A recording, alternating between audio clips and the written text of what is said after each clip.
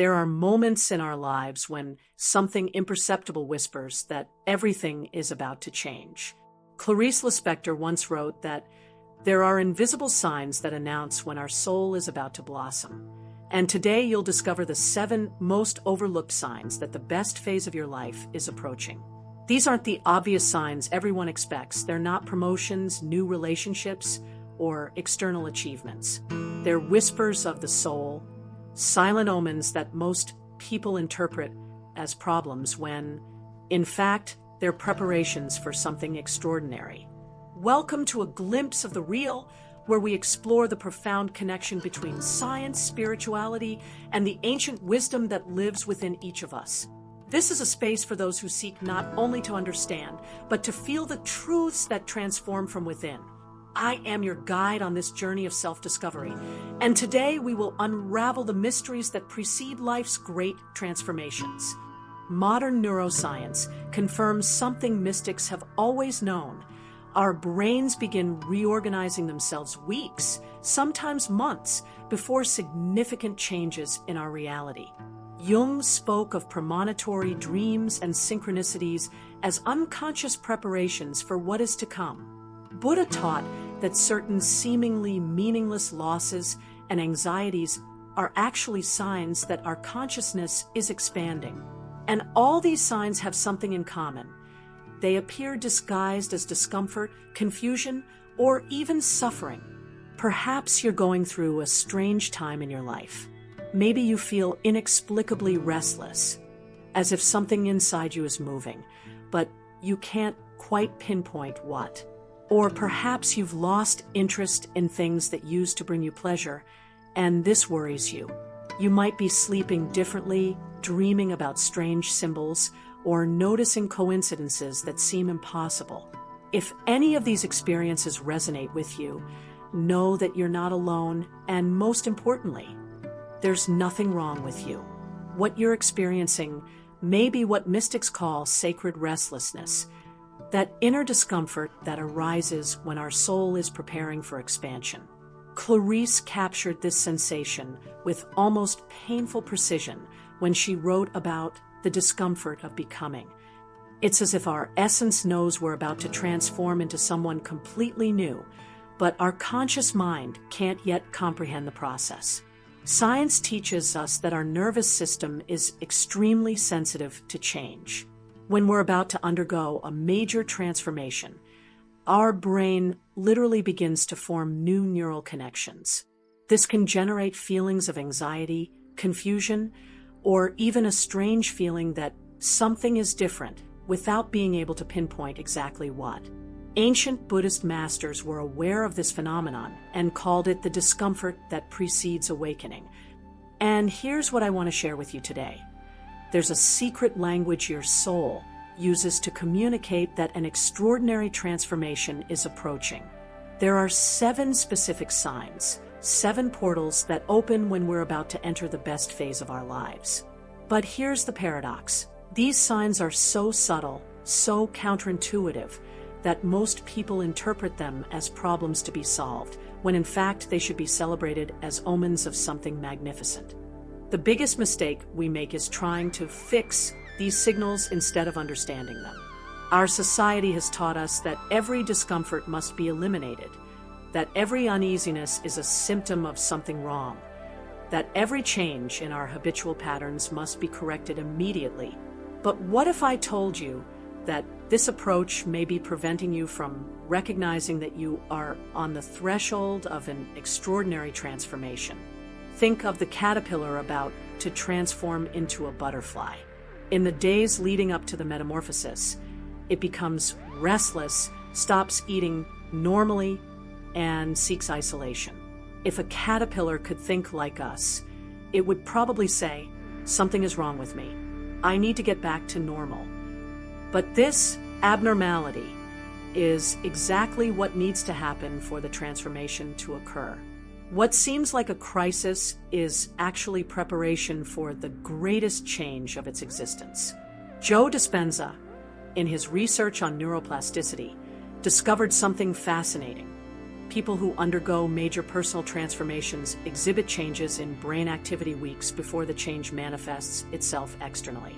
The brain somehow knows that a transformation is coming and begins to reorganize itself to accommodate this new reality. This can manifest as changes in sleep, sensitivity, interest in usual activities, or even more vivid and symbolic dreams. But here's where most people miss the opportunity of a lifetime. At the first sign of discomfort, they rush to doctors, therapists, or seek medication to get back to normal. Don't get me wrong, taking care of your mental health is crucial, and we should never ignore symptoms that may indicate real problems. But there's a subtle yet crucial difference between pathological discomfort and evolutionary discomfort. Clarice Lispector had a keen sensitivity to this difference. She wrote, "There is a restlessness that hurts and a restlessness that heals. The first diminishes us, the second prepares us to grow. How can we distinguish one from the other?" Evolutionary discomfort is accompanied by a strange sense of hope, even when we can't explain why. It's as if, deep within the confusion, there's a voice whispering that something good is approaching. Jung observed that his patients often reported strange dreams and unexplained coincidences months before major positive changes in their lives. He called these preparatory synchronicities, events that seem random but carry profound meaning in retrospect. The problem is that we only recognize these signs after the transformation has already occurred. What if we could learn to recognize them in real time? Now, I'm going to share with you the first 3 overlooked signs that you're about to enter the best phase of your life. Pay attention not only to what I say, but to what resonates in your chest as you listen. There comes a moment in the journey of transformation when our soul pulls us away from the crowds, the empty conversations, the social engagements that once held our interest. It's not depression, though it may seem so. It's not antisocial, though others may interpret it that way. It's what I call instinctive isolation, the same impulse that drives animals to find a safe place when they sense a major change is coming. Clarice expressed it poetically. There are times when being alone isn't loneliness, it's gestation. When our consciousness is preparing to give birth to a new version of ourselves, it needs silence, space, and the absence of external influences that might interfere with the process. Neuroscience confirms that the brain uses periods of reduced social stimulation to reorganize mental patterns and form new neural connections. How do you distinguish between healthy isolation and problematic isolation? Evolutionary isolation is accompanied by internal productivity.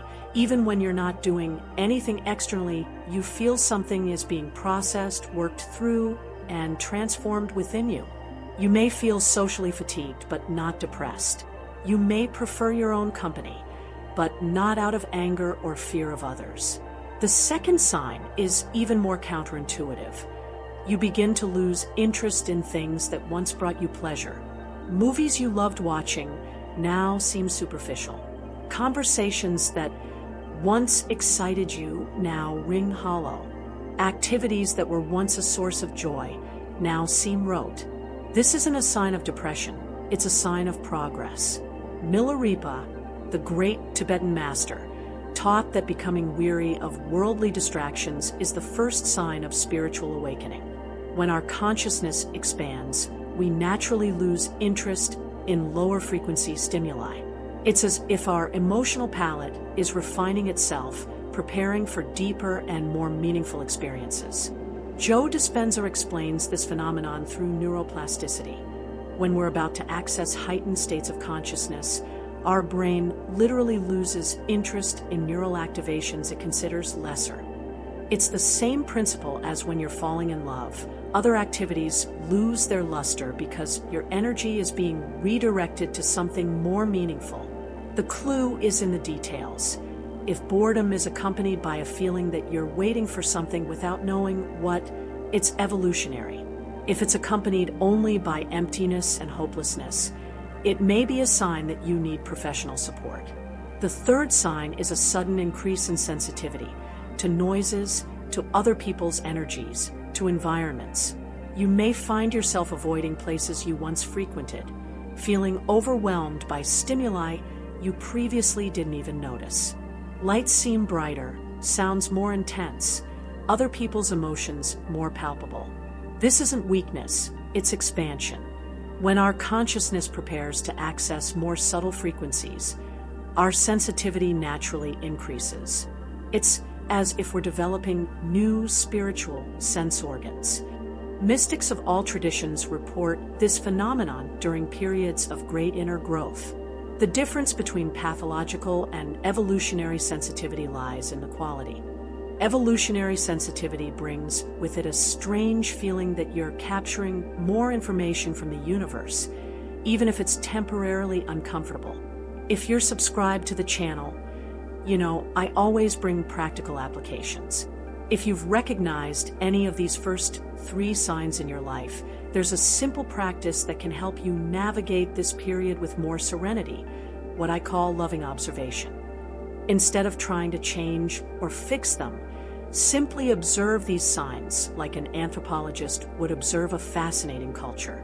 Note what you feel when you feel it and how your body and mind respond. This transforms anxiety into curiosity. There's a Zen story Dogen used to tell about a monk who spent months troubled by strange dreams and impossible coincidences, until his master told him, "You are troubled because you don't recognize your own transformation. You are like a flower that is afraid to bloom." This story brings us to the next 2 forgotten signs, perhaps the most disconcerting of all. When our psyche is preparing for a major shift, it begins to communicate with us through a language our rational mind can't immediately decode. Jung called this the symbolic language of the unconscious in transition. You may begin to dream of symbols that have never appeared in your dreams before. Deep waters, spiral staircases, giant birds, people you've never seen but recognize intimately. Clarice had a profound relationship with this dream language. She wrote, "I dreamed of things I didn't yet know I wanted." This perfectly captures how our psyche anticipates transformations that our conscious mind can't yet imagine. Dreams become more vivid, more emotionally charged, more memorable. You may wake up with the strange feeling that you've received a message without being able to fully translate it. Alongside dreams, synchronicities intensify. You think of someone and they call. You see an unfamiliar word and it appears 3 times in one day. You need a specific answer. And it unexpectedly appears through a random conversation, a book that falls into your hands, or even a song on the radio. Quantum physics offers a fascinating explanation. When our vibrational frequency is shifting, we naturally attract people and events aligned with our newly emerging reality. But here's a crucial point that most spiritual content fails to address. Not all synchronicities are positive signs. Some are redirections, gentle warnings that you may be heading in the wrong direction for your evolution. The difference lies in the feeling that accompanies the coincidence. Evolutionary synchronicities generate a sense of recognition, as if you knew on some deep level that this was meant for you. Redirections generate a sense of stuckness, as if something were gently blocking your path. The 5th sign is perhaps the most frightening, but also the most liberating. You begin to question truths you once considered absolute about yourself, about life, about right and wrong. Beliefs that have formed the foundation of your personality for decades begin to seem questionable. This isn't an existential crisis. It's an epistemological expansion. Nagarjuna, the great Buddhist philosopher, taught that true wisdom begins when we admit we know nothing. When our consciousness is about to access deeper levels of understanding, it needs to make space by freeing itself from the limiting concepts that previously defined us. It's as if our mind is being reformatted to receive a new operating system. Neuroplasticity explains this phenomenon. When we question deeply held beliefs, our brains literally reorganize themselves. Old neural connections weaken while new ones form. This process can be disorienting, but it's essential for evolution. Think of a butterfly emerging from its cocoon. It can't carry its caterpillar identity into its new existence. What differentiates evolutionary dissolution from pathological confusion is that even in uncertainty, there's a strange sense that you're getting closer to something true. You may no longer know who you are, but you feel like you're discovering who you truly are. Problematic confusion breeds only emptiness and despair. Evolutionary confusion breeds a gradual emptiness of possibilities. There's also a phenomenon I often observe. People at this stage begin to question careers they've followed for decades, relationships they've maintained for years, or even geographic location.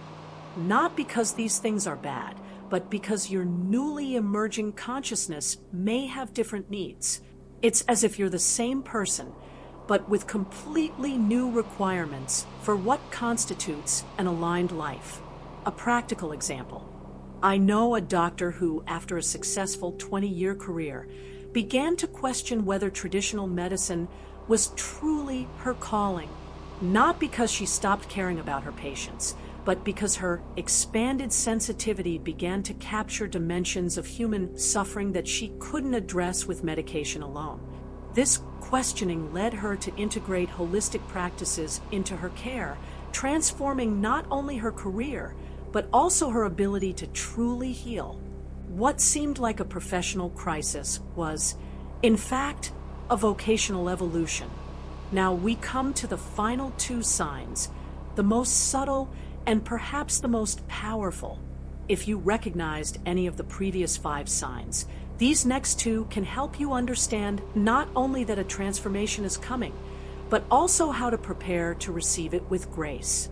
The 6th sign is a subtle shift in how you relate to communication. Conversations you once found interesting start to feel superficial. You find yourself seeking moments of silence with an intensity you didn't have before. It's not misanthropy, it's a genuine hunger for depth, for authenticity, for connections that go beyond the superficial. Rumi said that silence is the language of God. Everything else is a poor translation. When our consciousness is expanding, we naturally develop an aversion to noise.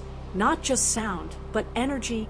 Gossip seems toxic, complaints seem unnecessary, even well-intentioned conversations can seem insufficient. This happens because you're developing what mystics call your inner ear, the ability to perceive nonverbal communication, subtle energy, the message behind words. When you begin to listen at this deeper level, superficial communication becomes almost painful, like trying to satisfy yourself with processed food when you've developed a refined palate. The practical sign of this phenomenon is that you find yourself having more meaningful conversations with fewer people, but these conversations are extraordinarily nourishing. You may speak less, but when you do speak, your words carry more weight, more presence, more truth. The 7th and final sign is fascinating. You develop a sudden interest in subjects you previously considered irrelevant or even strange. It could be spirituality, if you've always been a skeptic. It could be quantum science, if you've always been pragmatic. It could be art, music, literature, or philosophies that never caught your attention. This phenomenon occurs because an expanding consciousness naturally seeks tools and knowledge that are compatible with its new level of perception. It's as if you're unconsciously researching what you'll need to know to navigate your new reality. Jung observed that patients in the process of individuation often developed interests that, in retrospect, proved essential to their transformation. Clarice experienced this intensely. She reported that, months before writing The Hour of the Star, she developed an inexplicable interest in people she had previously overlooked, beggars, humble workers, silent existences that suddenly became deeply fascinating to her. This new interest was not intellectual. It was visceral, as if she needed to understand these lives to grasp something essential about human existence. Here's a powerful practical application. If you're experiencing this sign, don't resist new interests, even if they seem out of character. They can be preparations for capabilities or directions you can't yet imagine. I know an engineer who developed a sudden interest in Tibetan meditation during a period of self-inquiry. This interest led him to discover visualization techniques that revolutionized his ability to solve complex problems at work. The key is to approach these new interests with genuine curiosity, not with the goal of using the knowledge for something specific. As Lao Tzu said, the wise man learns without accumulating. Allow this new knowledge to simply inhabit you, trusting that it will be integrated when needed. If you're experiencing these signs, there's a practice I recommend. Keep a transformation journal, not to analyze or control the process, but to witness your own evolution. Write down the strange dreams, the synchronicities, the shifts in interest, the moments of confusion, followed by unexpected clarity. In a few months, you'll have a fascinating record of how your soul prepared for the transformation you're experiencing. And now we get to the heart of everything we've shared today. If you've recognized any of these 7 signs in your current life, I want you to know something deeply important. You're not broken, lost, or confused. You're pregnant with a new version of yourself that you can't yet fully imagine. Clarice captured this feeling with almost painful precision. There are pregnancies that cannot be seen, but can be felt. When we recognize these forgotten signs for what they truly are, not problems to be solved, but preparations for something extraordinary, our relationship with discomfort transforms completely. Instead of trying to fix our unease, we can learn to collaborate with it. Jung devoted decades to studying what he called individuation, the process by which we become who we truly are. He identified that this process is always preceded by a period of confusion, questioning, and seemingly contradictory signals. That which you most fear to encounter may be that which you most need to discover, he wrote. The 7 signs we explore today are indicators that you are entering this sacred process of becoming authentically you. But here's what most people do wrong. They try to rush the process. They want to jump straight into the new version of themselves without honoring the gestation period. Lao Tzu taught, nature is not in a hurry, but everything is accomplished. There is profound wisdom in allowing transformation to happen in its natural time, without forcing it, without trying to control every step. The practical synthesis of everything we've shared can be summarized in 3 essential movements. First, recognition. When you notice any of these signs, instead of becoming alarmed, take a deep breath and acknowledge internally, something is shifting within me. Second, collaboration. Instead of resisting the signs, ask yourself, how can I honor this process? Maybe it's by creating more space for solitude. Maybe it's by exploring that new interest that's emerged. Maybe it's simply by being kinder to yourself during periods of confusion. Third, trust. Cultivate an active faith that your soul knows what it's doing, even when your mind doesn't. Buddha taught that the greatest form of suffering comes from resisting what is already happening.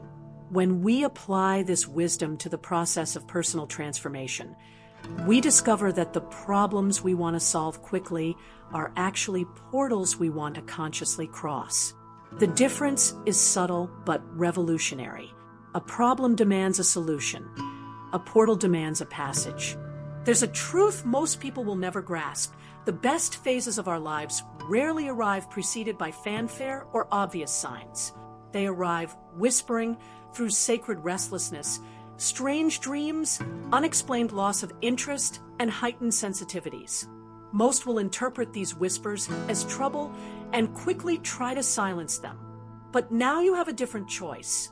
You can recognize these forgotten signs for what they truly are, invitations to a transformation you may not even be able to imagine yet. You can collaborate with the process instead of resisting it. You can trust the wisdom of your own evolution, especially when it doesn't make sense to your rational mind. Clarice once said, "I don't understand. This is so vast that it surpasses any understanding." Understanding is always limited, but not understanding can have no boundaries. When you allow your transformation to happen without the need to control every detail, without the urgency to understand each step, something magnificent becomes possible. You begin to consciously collaborate with the evolutionary forces that have always been working through you. The best phase of your life may be closer than you think. It may be whispering through that inexplicable restlessness you've been feeling, through those strange dreams you can't decipher, through that sudden need to be alone, or that new interest that has emerged out of nowhere. Instead of trying to make these signs disappear, how about you ask, what are you trying to teach me? If this video touched you, if you recognized your own experience reflected in these words, leave a comment with which of the 7 signs most resonates with the moment you're living in right now. And subscribe to the channel, because in future videos we'll continue exploring the mysteries of human transformation, always with Clarice's poetry as our guide and ancestral wisdom as our compass. Remember, you are not broken. You are becoming. And that, my dear soul in transformation, is the most sacred thing that can happen to a human being. Until our next meeting, may you have the courage to trust your own metamorphosis.